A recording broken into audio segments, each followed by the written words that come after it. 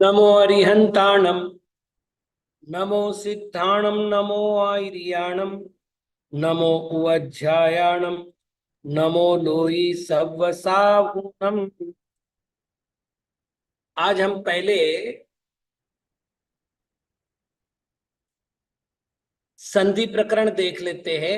समय मिला तो फिर शब्द रूप देख लेंगे। कल हमने देखा था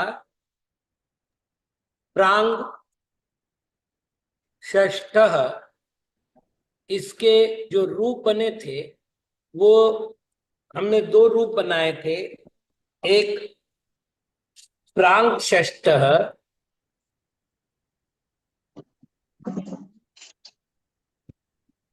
और दूसरा प्रांग षष्ठः। ये बात हुई थी अपनी कुक लगने के कारण से। और यदि टुक लगता है तो सुगण धन षष्ठ, ये भी उदाहरण कल हो चुका था। हाँ, आस्मिन वो ये नहीं हुआ, ठीक है। तो फिर मैं नियम लिख देता हूं कि यदि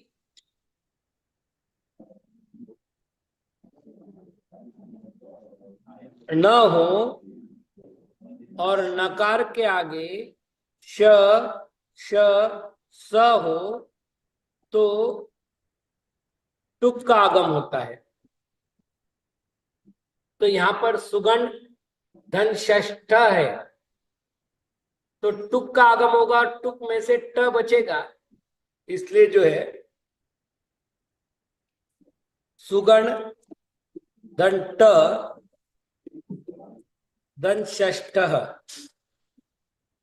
तो इसके अर्थ बनेगा, एक तो बनेगा सुगण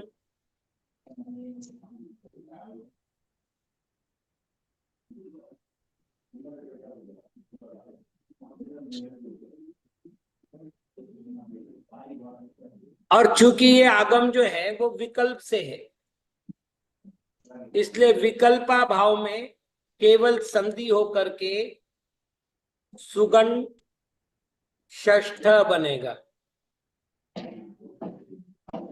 ट का आगम नहीं हुआ, बाकी कोई नयापन तो हुआ नहीं। अब एक आचार्य हुए जिनका नाम है पौष्कर। ये जो पौष्कर आचार्य है,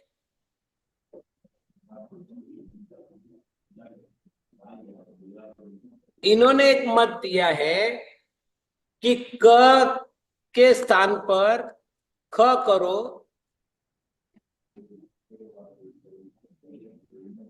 और ट के स्थान पर ठ करो।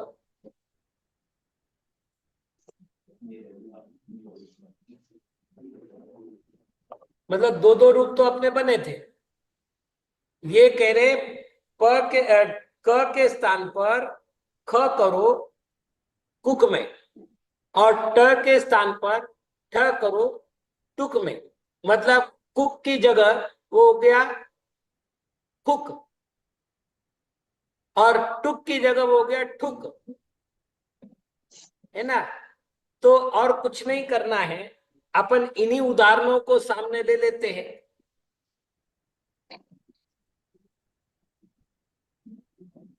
जैसे ये प्रांग षष्ठ उदाहरण ले लेते हैं। अब हमको करना क्या है, तो क क का आदेश करने के बजाय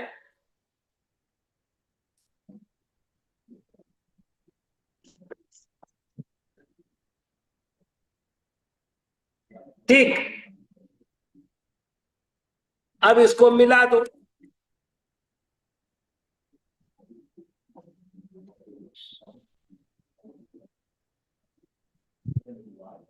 क्योंकि ये भी विकल्प रूप है,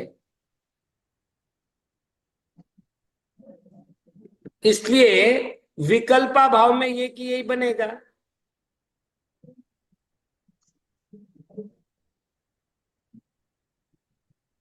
जैसे क विकल्पात्मक था वैसे ये भी विकल्पात्मक है। दूसरा उदाहरण अपन यही ले लेते हैं।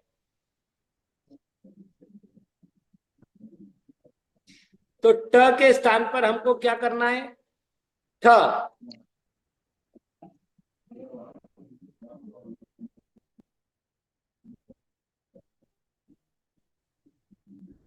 ठीक है, तो ये दो दो रूप बनते हैं, मतलब पुष्कर आचार्य के द्वारा बनाए गए दो रूप है और पाणिनि के द्वारा बनाए गए दो रूप है। चार में से दो कॉमन ही है, केवल दो में विकल्पात्मक में, एक में ख बना है तो एक में क बना है, क बना है तो क और श मिलकर क्ष बना है। चलिए आगे है गमुट का आगम।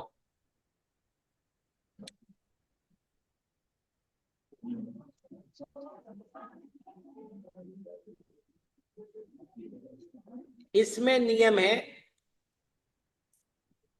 ह्रस्व स्वर हो उसके बाद अंग न अथवा न हो।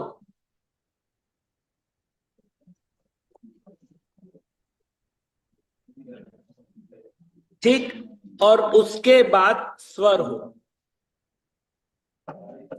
तो ग न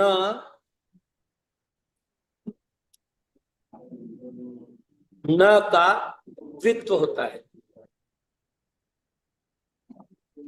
तो यहाँ द्वित्व करने की बजाय वो कहते हैं कि गमुट का आगम करो। इनकी भाषा में अपन इन्होंने सरल कर दिया, इन्होंने कहा इसके स्थान पर गमुट का आदेश करो।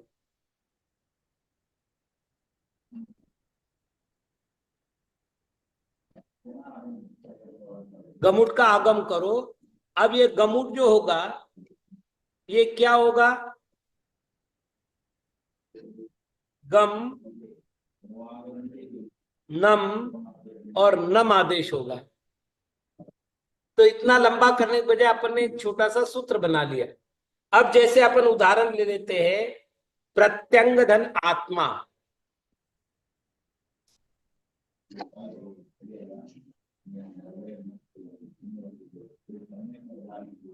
देखिए क्या क्या नियम लग रहे हैं। यहां जो है ह्रस्व स्वर है अ, प्रत्यय में क्या है? अ है, और अ के बाद ग है। तो आपका यहां तक का नियम कंप्लीट, और उसके बाद स्वर है,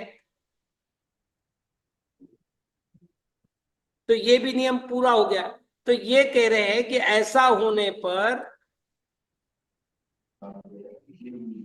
इसका आगमन हुआ, ग का आत्मा। अब ये बनेगा प्रत्यंगात्मा।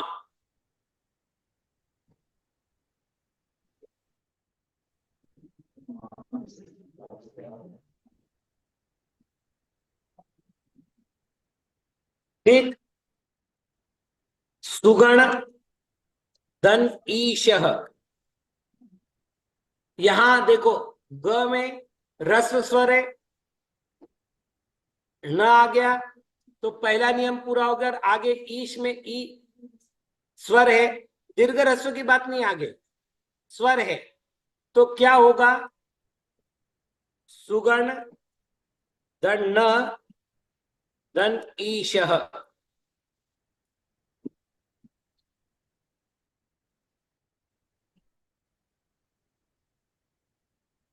ना ना, नियम से है ये, यहाँ कोई विकल्प नहीं है।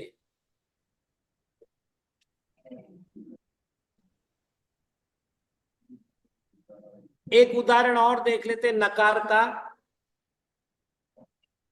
सन अच्युत, स में ह्रस्व स्वर न है और आगे स्वर है। अब तक उदाहरण में दीर्घ स्वर था, अब ह्रस्व स्वर भी आ गया है ना। तो क्या होगा? सन धन न धन अच्युत। तो ये होगा सन्नच्युतः।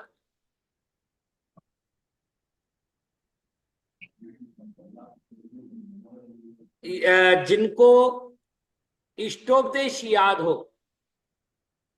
वहां पर कुछ शब्द ऐसे आए हैं जैसे ब्रुवन्नपि ही न ब्रूते, गच्छन्नपि न गच्छति, स्थिरीकृतात्म तत्वस्तु पश्यन्नपि न पश्यति। तो ये तीन उदाहरण एक ही श्लोक में मिलते हैं। ब्रुवन्नपि में ब्रुवंधन अपि हो गया, गच्छन्नपि में गच्छंदन अपि हो गया, पश्यन्नपि में पश्यंदन अपि हो गया। तीनों नकार के उदाहरण है।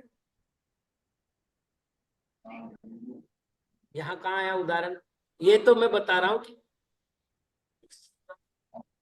इष्टोपदेश के उदाहरण है। ये न देखिए, रस्व स्वर है, रस्व स्वर के बाद नकार है, नकार के बाद स्वर है। तो एक ही श्लोक में तीन तीन उदाहरण आए हैं। चलिए,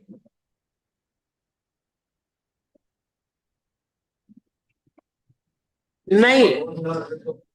हाँ, हाँ जी। ये सुप्रभात स्तोत्र में आया भगवन नर। रूबी दीदी, आपने जो उदाहरण दिया है वो है उन्निद्र। तो ये जो है ऊतधन निद्र है।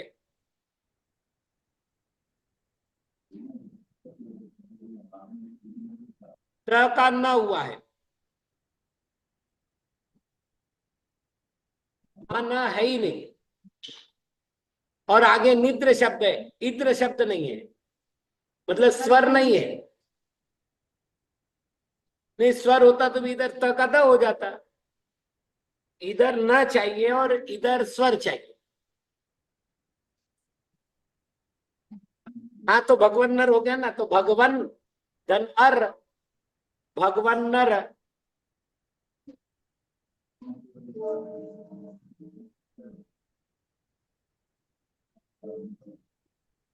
चलिए, अब एक संधि आ रही है, रुत्व संधि।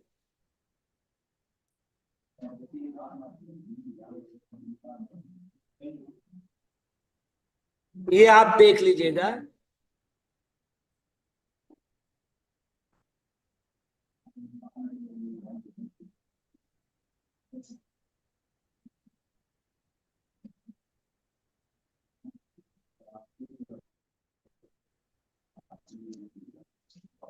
तब तक अपन आगे बढ़ते हैं। अब एक तो क्या होता है, कुछ ऐसे शब्द होते हैं कि ऐसा लगता है कि इसकी संधि कौन सी करे,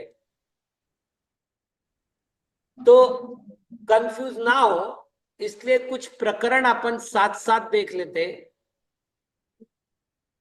रूबी दीदी, शब्दों की संधि तब होती है जब सार्थक शब्द होते हैं।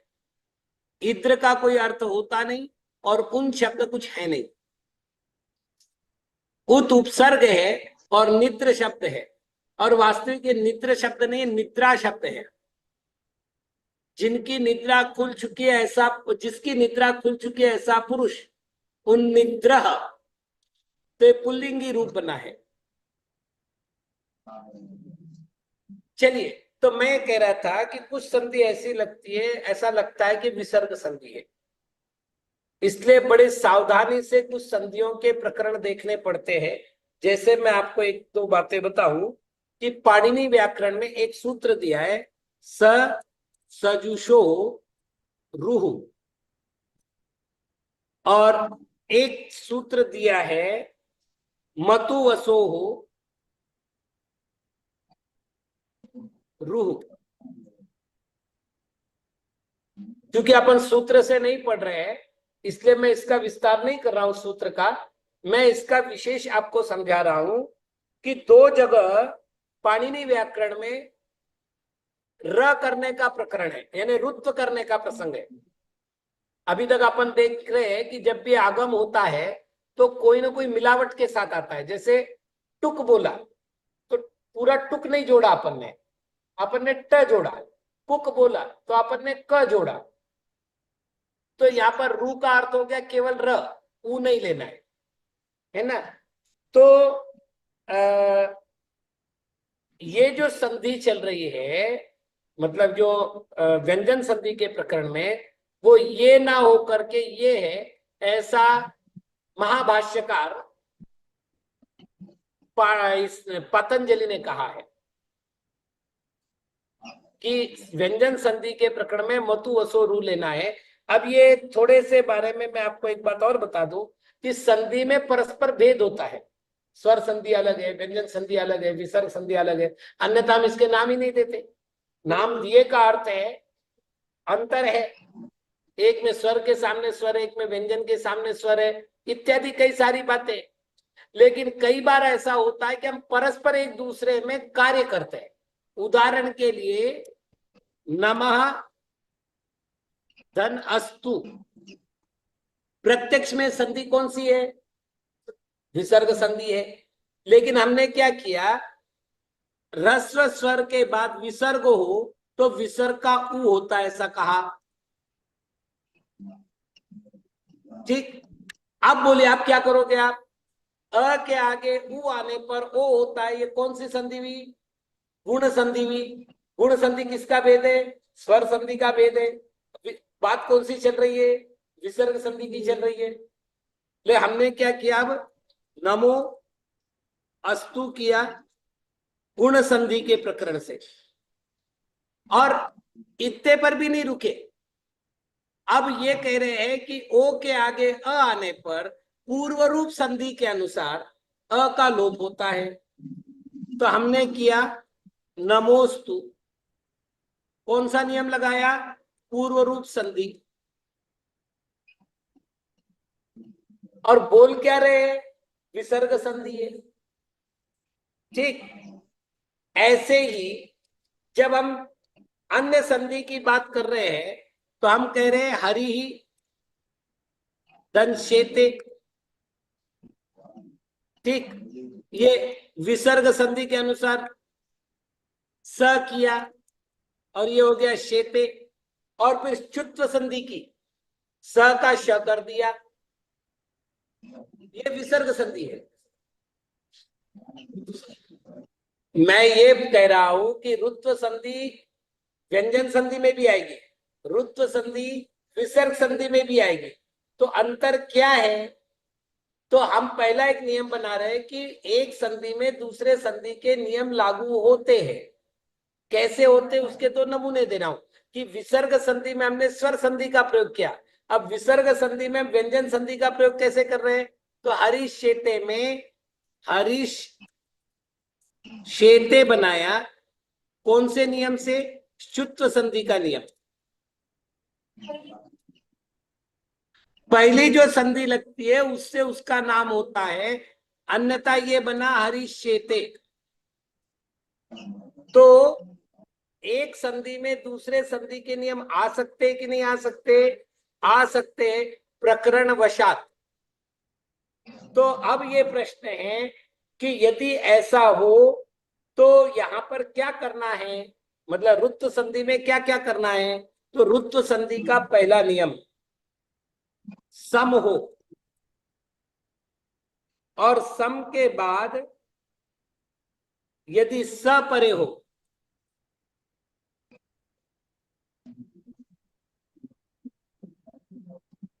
तो म का र होता है। देखिए मैं क्या बोल रहा हूं वो ठीक से समझ लीजिएगा। अभी तक मैं एक उदाहरण यहां लिख लेता हूं ताकि सरल हो जाए। सम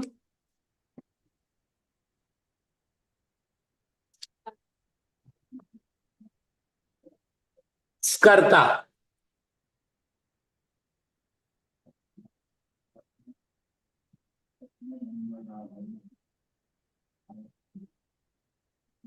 ही करो, मकार न करके इन्होंने कहा है सम के मकार का अर्थ होता है सुट परे, अपन सही रखो, संस्कर्ता, स्कर्ता ही रखो।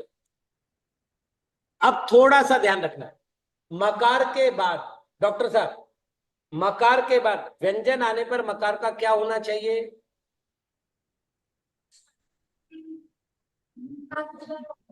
अनुस्वार होना चाहिए। अब तक आप क्या करते आए, अब मैं क्या कह रहा हूं, र करो, ये रुत्व संधि में। अभी तक क्या करते आए, म, अब क्या करना है, र।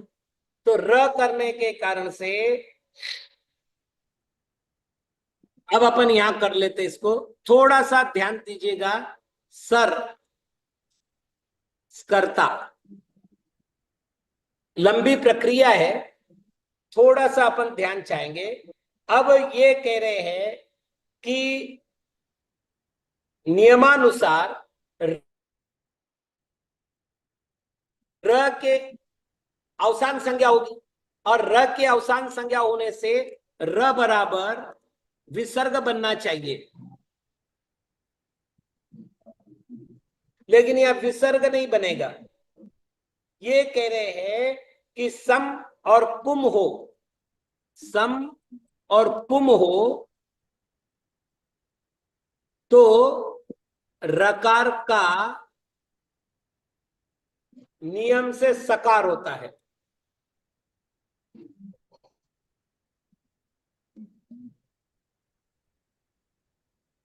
ठीक है, तो ये बना अब सस कर्ता।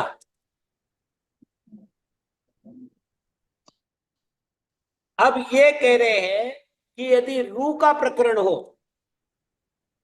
रुत्व का प्रकरण हो, तो रू के पूर्ववर्ती वर्ण को विकल्प से अनुनासिक होता है,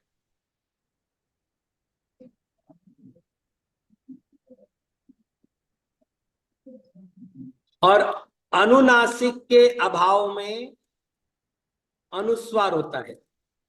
मतलब एक काम तो होगा, अनुनासिक होगा या अनुस्वार होगा। तो एक तो बना ये,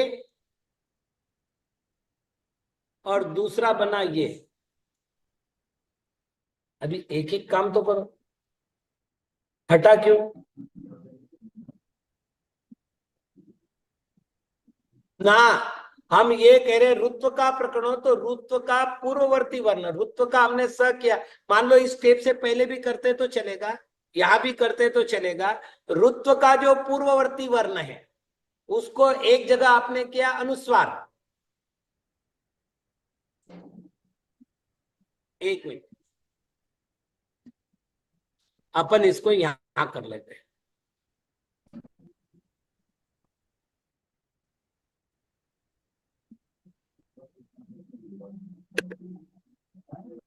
चलो आप बोलो, रकार से पूर्ववर्ती का जो स्वर है वो या तो अनुनासिक हो जाएगा या अनुस्वार सहित हो जाएगा। तो हमारे पास अब ये दो रूप बने थे, फिर हमने स बना दिया, तो हमारे पास ये दो रूप बने, र का स बना करके ये दो रूप बने। अब अगला नियम है सकार, मतलब दो सकार हो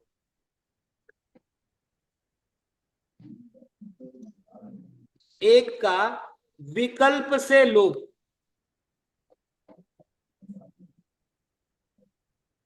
तो यदि ऐसा ही रखते हैं तो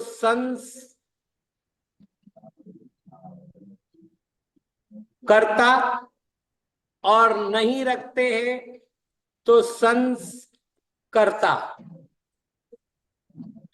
दो रूप बने, ये काय के बने, अनुनासिक के। अब ऐसे ही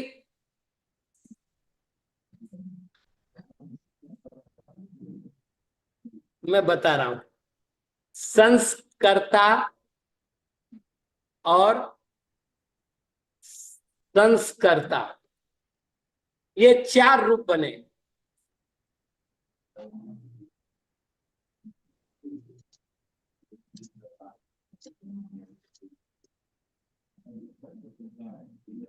आपको एक जानकारी दूं, ये बहुत विशेष बात। अपन ने कितने रूप सिद्ध किए, लेकिन सिद्धांत कौमुदी में 108 रूप सिद्ध किए इसके। जी, वैकल्पिक व्यवस्था को आधार बना करके सिद्धांत कौमुदीकार ने 108 रूप बनाए इस शब्द के। अपन 4 ही रूप बना रहे हैं। तो ये एक आगे बढ़ते, मान लेते पुम शब्द हो तो पुम के मकार का भी रकार होता है। जैसे पुम कोकिलः,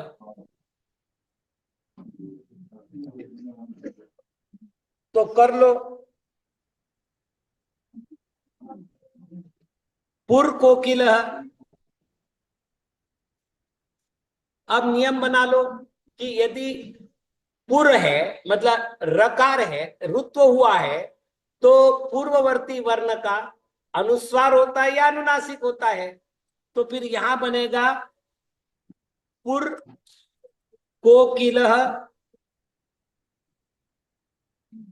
और पुर कोकिलः।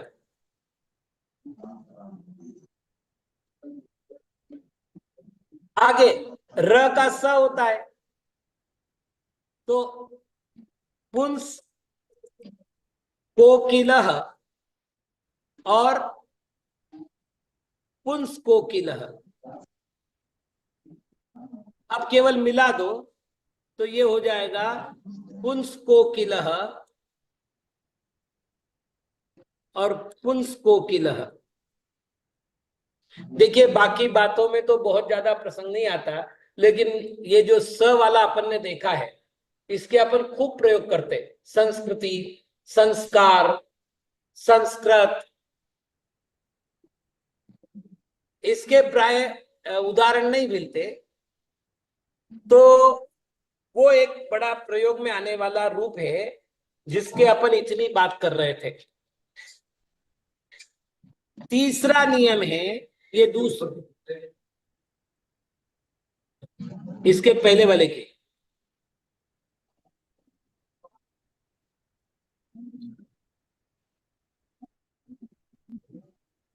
दो नियम बचे। मैं चाहता था कि आज व्यंजन संधि पूर्ण हो जाए, इसलिए अपन ने शब्द रूप भी नहीं लिए।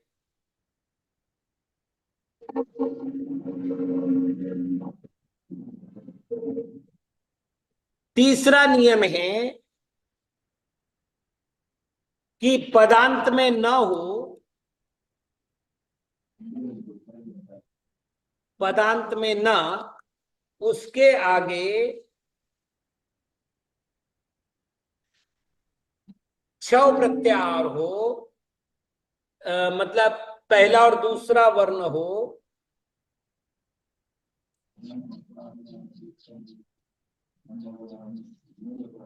तो न बराबर र। जैसे चक्रिन त्रायस्व,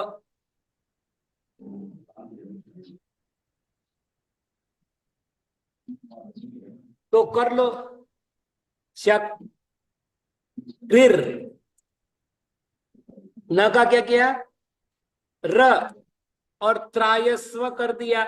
अब क्या करना है, जिसमें र हुआ है उसके पूर्ववर्ती वर्ण को अनुनासिक अथवा अनुस्वार, तो चक्रिर त्रायस्व अथवा चक्रिन त्रायस्व। फिर क्या करो, र का स,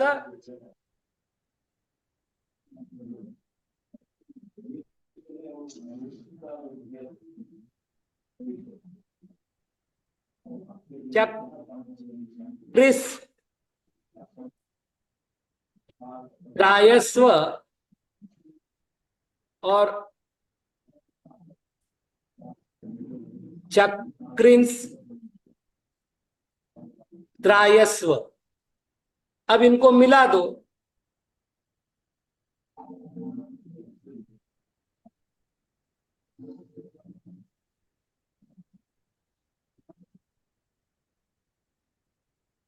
ये दो रूप बने।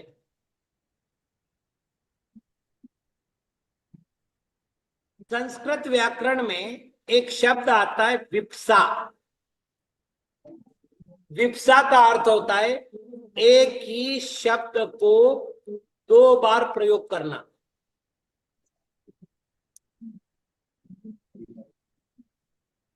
इसको कहते हैं विप्सा। जैसे पुनः पुनः, बार बार,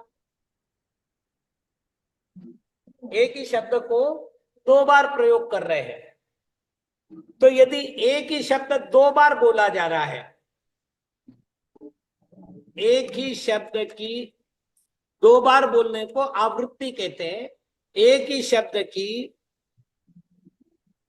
दो बार आवृत्ति हो रही हो तो दूसरे शब्द को आम्रेडित कहते हैं। आम्रेडित क्या है? नाम है, संज्ञा है, किसी का नाम रख दिया आम्रेडित।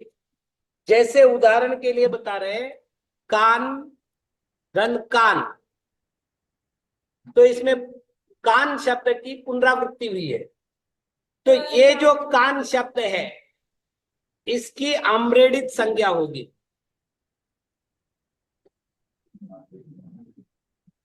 ठीक। अब नियम ये कह रहे हैं यदि कान आम्रेडित हो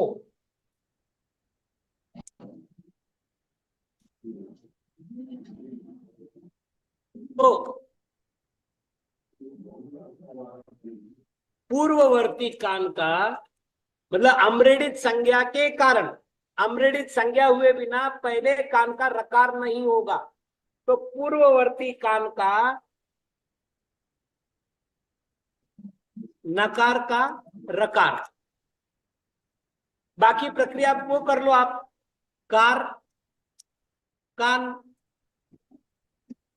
इधर कोई परिवर्तन नहीं होगा। आम्रेडित संज्ञा में कोई परिवर्तन नहीं, इधर परिवर्तन हुआ। अभी अपन ने नियम क्या देखा था?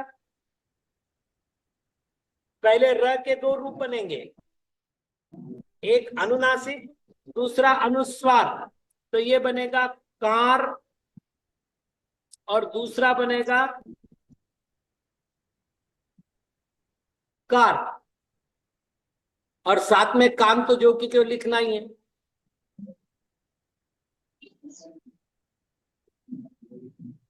अगली स्टेप क्या होगी? र का स,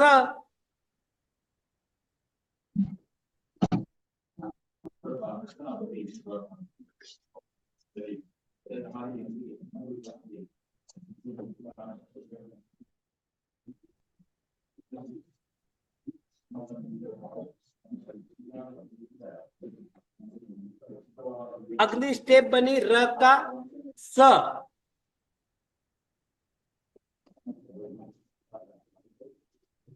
अब इन दोनों को जोड़ दो।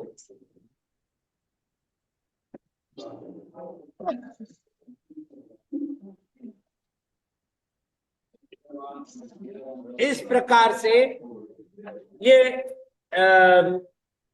रुद्ध संधि भी पूरी हुई और व्यंजन संधि का प्रकरण मेरी दृष्टि में पूर्ण हुआ है।